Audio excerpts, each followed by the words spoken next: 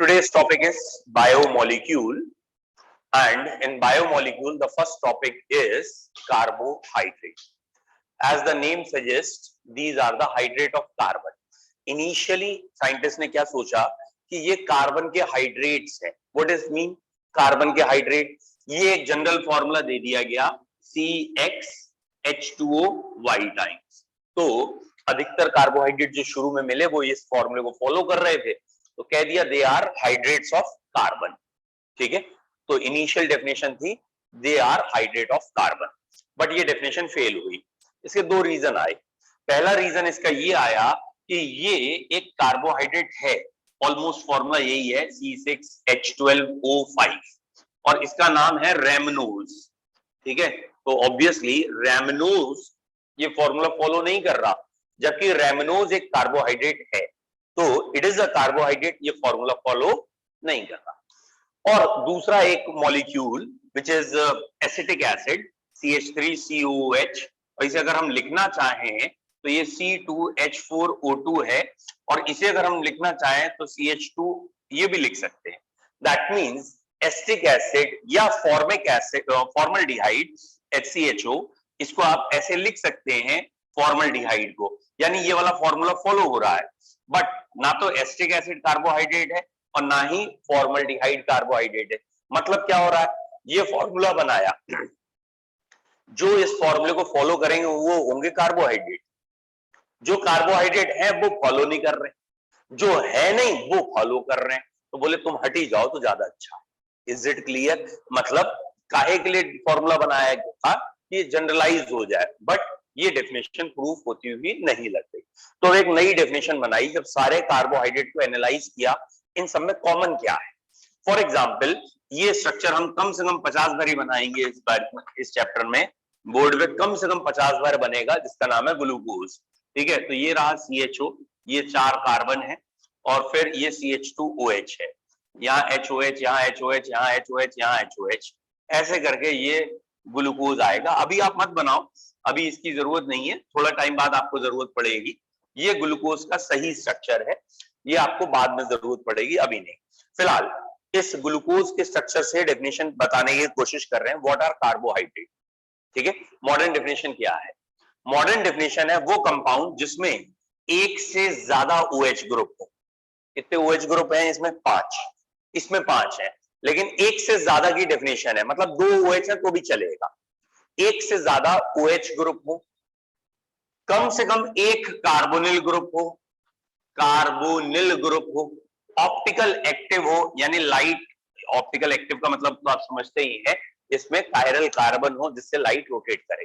तो कार्बोहाइड्रेट की modern definition आई वो कंपाउंड या हाइड्रोलाइज, मतलब ऐसा कंपाउंड जो हाइड्रोलाइज के बाद, मतलब आपने कंपाउंड लिया, पानी में घोल दिया, हाइड्रोलिसिस हो गई, उसके बाद, या वो खुद कंपाउंड डायरेक्ट. ये 3 कैरेक्टर हो. कौन से 3 कैरेक्टर का? एक से ज्यादा OH, मोर देन 1 OH, एक कार्बोनिल ग्रुप होना चाहिए, चाहे वो एल्डिहाइड हो या ketone. More than 1 OH, carbonyl group and optical active. या तो ये डायरेक्ट यूनिट ये चीज दिख रही हो, या हाइड्रोलाइज होने के बाद ये चीज आ जाए, तो that compounds are known as carbohydrate. तो कार्बोहाइड्रेट ऑप्टिकली एक्टिव है या इनएक्टिव? कॉमन सेंस है, ऑप्टिकल एक्टिव ही कंपाउंड है. तो carbohydrates are optically active compounds of carbon having more than 1 OH, यानी polyhydroxy, and at least 1 carbonyl group, aldehyde और ketone. और या फिर दिस यूनिट जो अभी हम बात कर रहे हैं, this unit is obtain on hydrolysis. मतलब शुरू में ये यूनिट नहीं दिख रही हमें, लेकिन पानी में हाइड्रोलाइज करने के बाद ये वाली यूनिट आ जाती है, तो वो कंपाउंड भी कार्बोहाइड्रेट कहलाएंगे. वो कंपाउंड जिनमें ये यूनिट डायरेक्टली हो या हाइड्रोलिसिस के बाद ये यूनिट मिल जाए, such compounds are known as carbohydrate. लिख लिया बेटा? आपको पहला पॉइंट लिखना है, हेडिंग थी कार्बोहाइड्रेट. सुन लीजिए, लिखा है नहीं लिखा बाद में करेंगे. पहला पॉइंट आपको कार्बोहाइड्रेट में क्या लिखना चाहिए? Previously it was thought that hydrates of carbon are carbohydrate having general formula this. It failed as a ramenose, which is a carbohydrate, do not follow this formula, and formaldehyde and acetic acid, which are not carbohydrate but follows this formula. फिर next line से आएगा modern definition, या modern word ना भी लगाएं तो आज मतलब लेटेस्ट डेफिनेशन, ज्यादा ज्यादा सही डेफिनेशन ये है, ठीक है। तो optically active compound which have polyhydroxy and a carbonyl group, polyhydroxy and a तीनों बातें हो गई ना, ऑप्टिकल एक्टिव पहले ही कह दिया, polyhydroxy and carbonyl group, either this present itself or on hydrolysis it comes, such compounds are known as carbohydrate। बोलो पहली हेडिंग क्लियर, कोई दिक्कत नहीं, मिटाई दे, ओके। चलिए नेक्स्ट हेडिंग लिखते हैं क्लासिफिकेशन, कार्बोहाइड्रेट को क्लासिफाई। अच्छा, कार्बोहाइड्रेट का नया नाम कार्बोहाइड्रेट नहीं है, कॉमन सेंस है, कार्बोहाइड्रेट तो पुराना नाम है ना, नया नाम है इसका सेकेराइड, पॉलीसेकेराइड। तो आज की तारीख में कार्बोहाइड्रेट वर्ड की जगह ये वर्ड है पॉलीसेकेराइड, मतलब नया नाम ये है, लेकिन बात जैसे ये कह रहे हैं कि भाई नया नाम भी वही है, कहने का वो मतलब है कई बार चीजें इतनी हिट हो जाती हैं कि बाद में वर्ड्स पे कोई बहुत ज्यादा फोकस नहीं करता है। आज भी ये कार्बोहाइड्रेट है, आप कहीं चले जाओ, अनपढ़ से अनपढ़ आदमी कहीं भी आपको मिलेगा ना, बहुत अनपढ़ आदमी भी, और वो जैसे मेरे जैसे वो देख ले, बहुत कार्ब ले रहे हो आज तक, मैंने तुझे मालूम भी है कार्ब होता क्या, बड़ा कार्ब ले, जिम में चले जाओ, डाइट ऐसी लीजिए जिसमें कार्ब कम हो, कार्ब हटाइए, प्रोटीन, मारा झापड़ ना सही हो जाओगे, इधर पढ़ो क्या, समझ में आ रहा है। तो आज भी हिट कार्बोहाइड्रेट वर्ड है, बट इसका ओरिजिनल सेंस खत्म हो चुका है। अभी ओरिजिनल सेंस का नया वर्ड क्या है, पॉलीसेकेराइड, ये वर्ड है। जैसे बरेली वाले जल्दी समझेंगे, बाहर वालों को तो नहीं पता, एक वर्ड है जैसे शील चौराहा, देखा है कहाँ है मालूम, अब वहां शील नहीं है, लेकिन चौराहा अभी भी शील चौराहा है। वो एक आध जरूर निकल के आएगा नीचे, कह नहीं सर उसका नाम तो बहुत पहले से महाराणा प्रताप चौक हो गया है, मैंने किसी से पूछ के देख लीजिए, अब मैंने कहा ना किसी से पूछ के देख लीजिए महाराणा प्रताप कहाँ है, तो फिर समझ में आएगा। फिलहाल कार्बोहाइड्रेट शब्द समझ में आया, बोलो, मतलब लिख बताइयो एग्जाम में कि शील चौराहा इक्विवेलेंट टू कार्बोहाइड्रेट। हाँ, पानी के हाइड्रेट, फॉर्मूला नहीं समझ में आ रहा, CHH2O, बस ये इनिशियल दे दिए डेफिनेशन की उस फॉर्मूले से आ रहा है, लेकिन इससे कहीं से कहीं तक ये मतलब नहीं है कि कार्बन लो और पानी लो, मिलाओ, घोलो, बोले लो कार्बोहाइड्रेट तैयार हो गया, ऐसे नहीं चलेगा, ऐसा नहीं है, चीनी ऐसे नहीं बनती। बोलो यहां तक क्लियर है। अब अगली हेडिंग है इसका क्लासिफिकेशन करना, ऑब्वियस सी बात है क्लासिफिकेशन बेटा कई पॉइंट्स पे क्लासिफाई है। पहला है हाइड्रोलिसिस के हिसाब से classification, on the basis of hydrolysis. तो भैया हाइड्रोलिसिस का क्लासिफिकेशन सबसे इंपॉर्टेंट माना जाता है। बच्चों नाम से क्लियर है, हाइड्रोलिसिस के क्लासिफिकेशन में पहले का नाम है मोनोसेकेराइड, दूसरे का नाम है डाइसेकेराइड, तीसरे को ट्राई या पॉलीसेकेराइड। मतलब समझ में आया, एक है मोनोसेकेराइड, फिर डाई, ये जो भी है सेकेराइड, फिर पॉलीसेकेराइड। हाँ भैया मोनोसेकेराइड पे हमारा मेन फोकस है, बताओ भैया what is monosaccharide. Very good, मतलब कार्बन एक नहीं है भाई, सेकेराइड यूनिट एक है, मतलब it can not be further hydrolysed, it is having one saccharide unit. कहने का मतलब इसे जब पानी में ले जाएंगे तो ये आगे और छोटी यूनिट्स में नहीं टूटेगा। What is disaccharide, on hydrolysis gives 2 monosaccharide. What is polysaccharide, on hydrolysis gives more than 3, 4, 40, 4000 कुछ भी हो सकते हैं। तो मोनोसेकेराइड है, और बल्कि दूसरी हेडिंग में गलत बोल गया, ज्यादा अच्छी होती है ओलिगोसेकेराइड, सॉरी। तो ओलिगो का मतलब क्या होता है बेटा, ओलिगो का मतलब होता है 2 to 10, मतलब लगभग 2 to 9, 2 to 10। ओलिगो का आप कह सकते हैं यूनिटरी डिजिट एक्सेप्ट 1, ठीक है, फ्यू, थोड़े के लिए ओलिगो आता है। जैसे अगर आपके एग्जाम हो और घर वाले पूछो मार्क्स कितने आ रहे हैं, टेस्ट कैसे, कहना ओलिगो में आएंगे, उन्हें भी लगेगा बहुत अच्छे आएंगे, जब आए तो बता देना हमने तो पहले फ्यू कहा था। फिलहाल मोनोसेकेराइड का मतलब क्या है, it can not be further hydrolysed, it do not dissociate or transform into smaller units on hydrolysis, it is single unit. Oligosaccharide, they are few, on hydrolysis gives few monosaccharides, their number varies from 2 to 10, it may be disaccharide, trisaccharide, tetrasaccharide, and after 10 they are named as polysaccharides. Polysaccharide भी हमारे course में 3 है, जब पढ़ेंगे देखेंगे, cellulose है, starch है। Cellulose सुना ही होगा, प्लांट की सेल वॉल सेलुलोज की बनी होती है, वो है एक ग्लाइकोजन या स्टार्च है और ग्लाइकोजन, ये हम पढ़ेंगे। मोनोसेक्राइड वर्ड लिख लिया है, it can not be further hydrolyse, यहां तक क्लियर है, मोनोसेक्राइड क्लियर है। अच्छा, मोनोसेक्राइड में ना फिर से एक क्लासिफिकेशन है मोनोसेक्राइड के अंदर। देखो बेटा, मोनोसेक्राइड का क्लासिफिकेशन क्या कहलाता है, इसमें एक है एल्डो और एक है कीटो, और एल्डो ट्राइओज, कीटो ट्राइओज, फिर एल्डो टेट्रोज।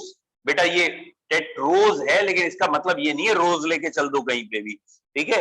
और ये है एल्डो पेंटोज, फिर कीटो पेंटोज, और ऐसे ही एल्डो हेक्सोज, और ये रहा कीटो हेक्सोज।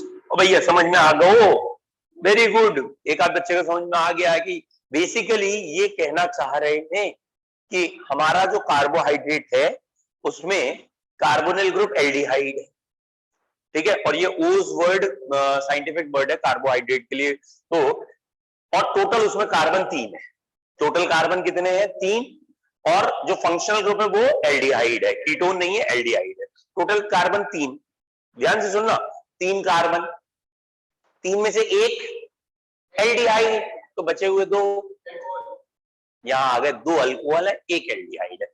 एक से ज्यादा अल्कोहल होने चाहिए ना, समझ में आया। तो ये हो गया aldotriose. Aldotetrose, total carbon 4, 3 alcohol 1 aldehyde. Ketotetrose, alcohol तो बचे हुए सारे हैं ना, तो 3 अल्कोहल हो गए। बताओ भैया एल्डोहेक्सोस, ग्लूकोज एक एग्जाम्पल है, और ग्लूकोज जैसे 16 और एग्जाम्पल हैं जिनका फॉर्मूला बिल्कुल सेम है, क्योंकि इसमें 4 कायरल कार्बन है ना, ग्लूकोज मैनो ऐसे करके 16 है, उसमें से एक का नाम ग्लूकोज है, बस खाली ऑप्टिकल एक्टिविटी अलग है। भाई आप भी सोचो ना, आप इतना सारा मीठा चीजें खाते हो, तो सब में 100% एक ही वर्ड थोड़ी, ये सबका ओरिएंटेशन अलग अलग है।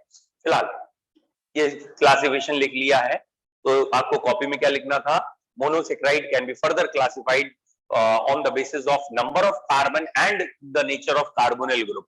ये नंबर ऑफ कार्बन और नेचर ऑफ कार्बोनिल ग्रुप पे क्लासिफिकेशन है। वन इज एल्डोजेस, एल्डोजेस है, कीटोजेस है। एल्डोजेस में भी ये फिर 4-5 हो गए, कीटोजेस में हो गए, और एल्डोहेक्सोज का एग्जाम्पल जैसे ये कह रहे हैं ग्लूकोज है, कीटोहेक्सोज का एग्जाम्पल फ्रक्टोज है।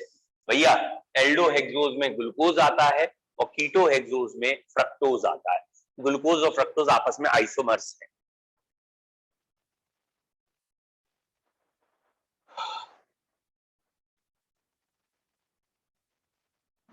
मिटाई दे। डाइसेक्राइड इसके बाद अगली हेडिंग होगी, लेकिन मैं अभी नहीं लिखाऊंगा क्योंकि हमारे कोर्स में डिटेल में 3 डाइसेक्राइड है, 3 डाइसेक्राइड हमें डिटेल में पढ़ने हैं। कौन कौन से किसी को पता है? सुक्रोज, माल्टोज, सेलुलोज पॉलीसेक्राइड है, ठीक है। सुक्रोज, माल्टोज और लैक्टोज 3 डाइसेक्राइड में डिटेल में पढ़ाऊंगा, तो फिर अभी लिखने का कोई फायदा ही नहीं। पॉलीसेक्राइड 3 हमें डिटेल में पढ़ने, तो अभी लिखने का कोई फायदा नहीं। सेलुलोज, स्टार्च और ग्लाइकोजन, ये 3 पॉलीसेक्राइड पढ़, मिटा दूं इसे। तो जो हमारे पास डिटेल में आगे है तो उसे अभी लिखने की कोई खास आवश्यकता नहीं है। नेक्स्ट लिखे बेटा, अगला classification on the basis of taste, ठीक है। स्वाद लगा के पढ़िए, on the basis of taste, स्वाद लगा के पढ़िए। बताइए भैया, टेस्ट के आधार पर क्लासिफिकेशन करना है। भैया टेस्ट के आधार पर 2 तरह के कार्बोहाइड्रेट है, कौन कौन से? अरे वेरी गुड, एक जो स्वीट इन टेस्ट होते हैं उनको हम कह देते हैं सुगर्स, सुगर्स, ये सुगर्स है। समझ में आ रहा? सुगर, सुगर है, is it clear?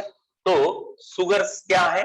Which are sweet in taste. और दूसरा है नॉन शुगर्स, ठीक है, एक शुगर कहलाएंगे और एक नॉन शुगर।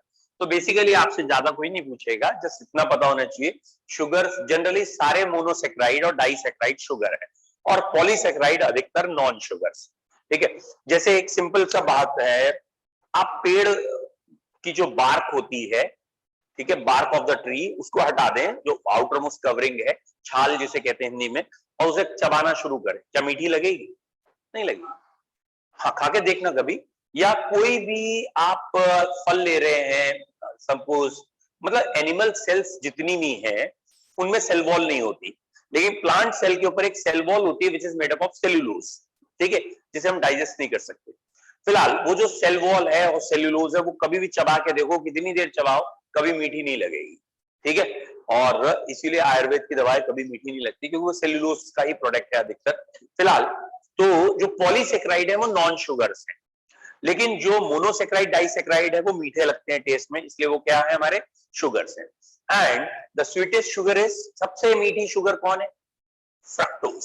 याद रखिएगा, जो स्वीटनेस का एक यूनिट बनाई है कि कितने अमाउंट में कितनी स्वीटनेस आती है, तो fructose is the sweetest sugar, याद रखिएगा। ये डायरेक्ट क्वेश्चन आता है, which is the sweetest sugar, that is fructose is the sweetest sugar. अगला क्लासिफिकेशन है on the basis of reducing nature, ठीक है। कुछ कार्बोहाइड्रेट कहलाते हैं रिड्यूसिंग और कुछ कहलाते हैं नॉन रिड्यूसिंग। बेसिकली अगर कार्बोहाइड्रेट जो है बेटा, ये अभी आप एल्डिहाइड कीटोन चैप्टर पढ़ेंगे तो और क्लियर होगा, अगर कार्बोहाइड्रेट टॉलेंस रिएजेंट से रिएक्ट करे, ये टॉलेंस रिएजेंट क्या बवाल है, 11th में वैसे आपने पढ़ा है, ammoniacal solution of silver nitrate, तो टॉलेंस रिएजेंट से रिएक्ट करे और टॉलेंस रिएजेंट को सिल्वर मिरर में रिड्यूस कर दे, तो वो कार्बोहाइड्रेट कहलाते हैं रिड्यूसिंग, और जो ये रिएक्शन नहीं देंगे वो नॉन रिड्यूसिंग। तो कार्बोहाइड्रेट अगर हम टॉलेंस रिएजेंट से रिएक्ट कराते हैं और रिएक्शन के बाद हमें सिल्वर मिरर यानी सिल्वर का प्रेसिपिटेट मिलता है, तो वो कार्बोहाइड्रेट कहलाते हैं रिड्यूसिंग शुगर्स, और जिसमें सिल्वर का प्रेसिपिटेट नहीं मिलता वो कहलाते हैं नॉन रिड्यूसिंग शुगर्स, कह लो या कार्बोहाइड्रेट। बेसिकली कार्बोहाइड्रेट का सब्स्टिट्यूट वर्ड भी शुगर ही है, कई जगह अगर आप कार्बोहाइड्रेट की जगह शुगर बोल रहे हैं तो चलेगा, सैकराइड पॉलीसैकराइड चलेगा। तो reducing and non reducing sugar में क्या है, the carbohydrate which reacts with Tollens reagent are reducing sugars, या which react with Tollens reagent to give silver mirror are reducing sugar, all monosaccharides are reducing sugar. लिख लो, note करके याद रखना, all monosaccharides are reducing sugars, सारे के सारे monosaccharide reducing sugar है, all monosaccharides are reducing sugar, ठीक है। और डाइसैकराइड और पॉलीसैकराइड अभी लिखा नहीं रहा हूं कौन रिड्यूसिंग है कौन नॉन रिड्यूसिंग, क्योंकि वो डिटेल में बताना है आपको क्यों, ठीक है। अभी मोनोसैकराइड रिड्यूसिंग है, ये रेक्टिफिकेशन है, चाहे वो एल्डोज हो चाहे वो कीटोज हो, ये भी याद रखना, कीटोज वाले भी रिड्यूसिंग है मोनोसैकराइड में। और डाइसैकराइड में 3 है, जब पढ़ाऊंगा तो बताऊंगा, सुक्रोज नॉन रिड्यूसिंग है, मैनोज और लैक्टोज, और जो दूसरा है सुक्रोज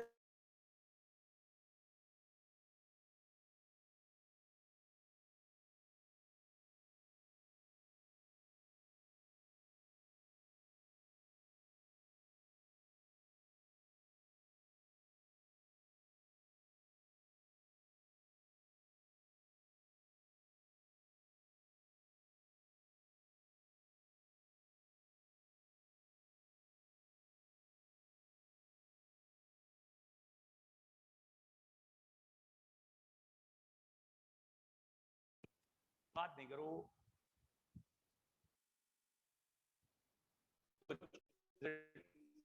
नॉन रिड्यूसिंग का बाकी डिटेल अभी हम थोड़ा सा आगे पढ़ेंगे कि डाइसैकराइड कौन से रिड्यूसिंग है, पॉलीसैकराइड कौन से रिड्यूसिंग है और क्यों है क्यों नहीं है, वो स्लो एंड ग्रेजुअल पढ़ते जाएंगे तो समझ में आएगा। फिलहाल कार्बोहाइड्रेट के हमने 3 क्लासिफिकेशन पढ़े हैं। पहला क्लासिफिकेशन हमने कार्बोहाइड्रेट का पढ़ा ऑन फेज ऑफ हाइड्रोलिसिस, और उसमें हमने पढ़ा monosaccharide, disaccharide, polysaccharide, mono, oligo and poly. फिर पढ़ा sweet in taste, non sweet in taste, sugars, non sugars. फिर पढ़ा रिड्यूसिंग एंड नॉन रिड्यूसिंग। यहाँ टॉलेंस रिएजेंट है, फेलिंग सोल्यूशन भी हो सकता है, और भी 1-2 चीजें हैं जो आसानी से कार्बोहाइड्रेट ऑक्सीडाइज हो जाते हैं, जो बहुत जल्दी COOH ग्रुप में चले जाते हैं, दैट आर रिड्यूसिंग, और जो COH में नहीं जाते वो नॉन रिड्यूसिंग। अब बोलो बेटा क्या कहना चाह रहे हो? हाँ, मैंने बताया सुक्रोज, माल्टोज, लैक्टोज, ये 3 हमारे कोर्स में हैं, ये अभी हम आगे पढ़ेंगे क्यों सुक्रोज नॉन रिड्यूसिंग है और बाकी 2 रिड्यूसिंग। समझ में आ गया यहाँ तक कार्बोहाइड्रेट? डन। चलिए अब हम स्टार्ट कर रहे हैं, जो हमारा कार्बोहाइड्रेट का पहला पार्ट है दैट इज ग्लूकोज। तो हम स्टार्ट कर रहे हैं, पहली हेडिंग डालिए इसमें, glucose. Okay glucose general formula सभी बच्चों को मालूम है, C6H12O6। अब सबसे पहले ग्लूकोज की प्रिपरेशन की अगर बात करें तो बच्चों ये नेचर ने अपने हाथ में रखा है, हम ग्लूकोज नहीं बना सकते। हम चाहें कि लैब में ग्लूकोज बन जाए, आर्टिफिशियल शुगर ये बन जाए, फिलहाल नहीं बन रही, ठीक है। ये पेड़ पौधे बना लेते हैं और इसी वजह से जिंदा है। बेटा आपको मालूम है ना पेड़ क्यों जिंदा है? पेड़ सिर्फ एक रिएक्शन की वजह से जिंदा है, नहीं तो इंसानों ने उसे कब का निपटा दिया था। कौन सी रिएक्शन? फोटोसिंथेसिस। फोटोसिंथेसिस में वो दो काम करते हैं, एक तो CO2 लेके O2 देते हैं और वो CO2 ग्लूकोज में चेंज होती है। बस ये दो काम जिस दिन हम खुद कर लेंगे उस दिन पेड़ नहीं दिखेंगे। मतलब कौन से दो काम?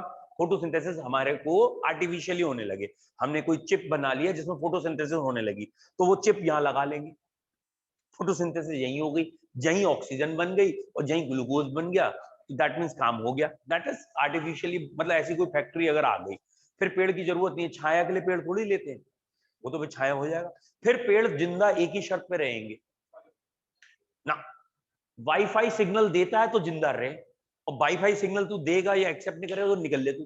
Is it clear? तो फिर वो वाईफाई पे जिंदा रहेंगे, वो आ जाएगा टाइम धीरे धीरे। अब ग्लूकोज की प्रिपरेशन तो कोई खास है नहीं, एक जबरदस्ती की प्रिपरेशन हम मान लेते हैं कि ये हमने लिया C12H22O11 और इसमें पानी डाल दिया।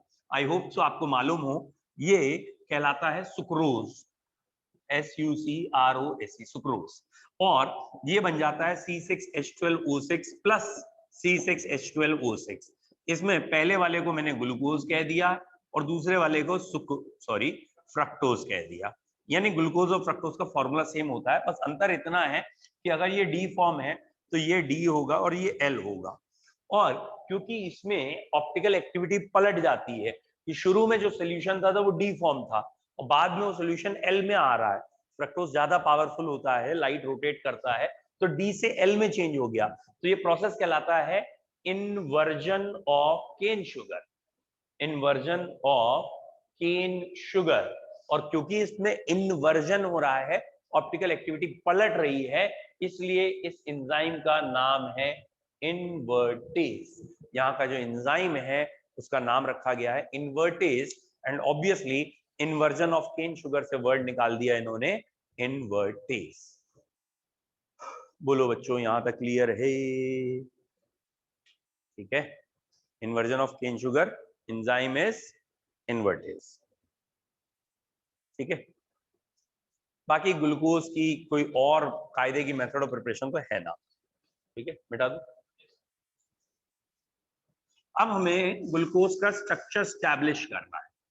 स्ट्रक्चर स्टैब्लिश करने का क्या मतलब है कि हमने एलिमेंटल एनालिसिस से ये तो पता लगा लिया कि इसका फार्मूला है C6H12O6। ठीक है, ये पता लग गया फार्मूला है, लेकिन ये कार्बन लगे कैसे हैं, हाइड्रोजन कैसे लगे, ऑक्सीजन कैसे लगे, ये कैसे प्रूफ होगा?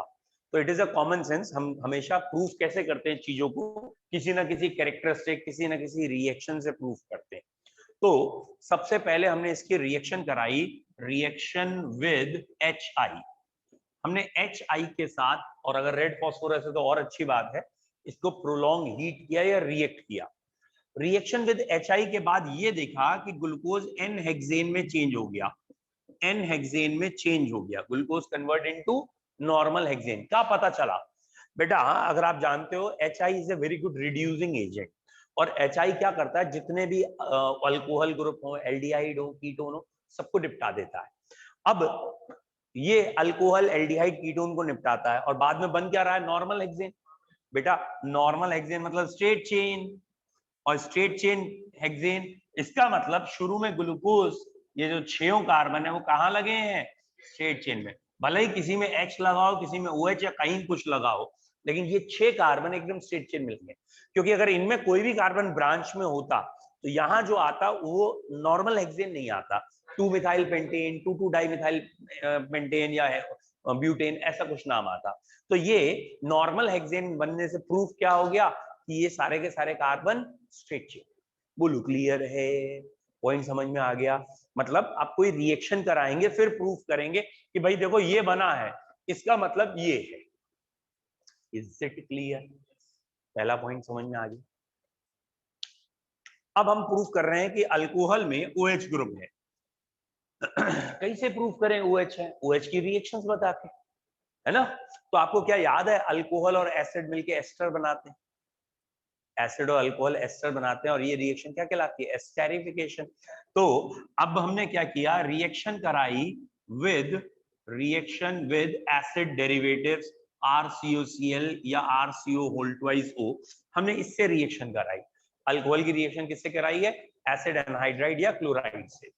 और क्या बने? हमें मिल गए पेंटा एस्टर्स। हमें इस रिएक्शन में मिले हैं पेंटा एस्टर।